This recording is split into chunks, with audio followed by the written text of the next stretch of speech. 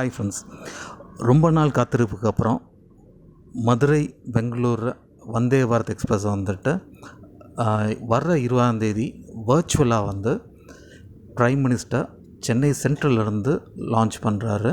So இந்த flagging of வந்து அந்த வர்ச்சுவல் ஃப்ளாகிங் ஆஃப் வந்து சென்னை சென்ட்ரல் நடக்கும்.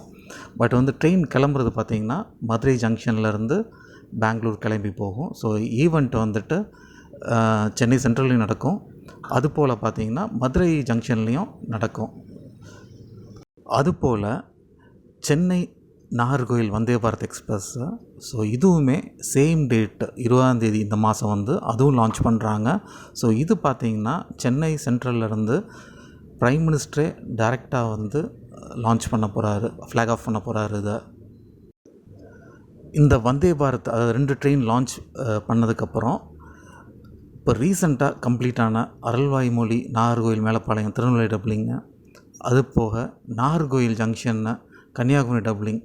ஸோ இந்த 2 ரயில்வே லைனையும் வந்துட்டு ஓப்பனும் பண்ண போகிறாரு.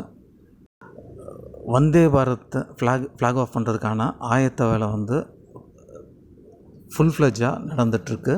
ஸோ அதுக்கான ட்ரையல் ரன்னும் பார்த்திங்கன்னா விரைவில் வந்து கண்டக்டும் பண்ணுவாங்க. ஓகே ஃப்ரெண்ட்ஸ், இது போல் இன்னொரு மீட் பண்ணுவோம். Until then by.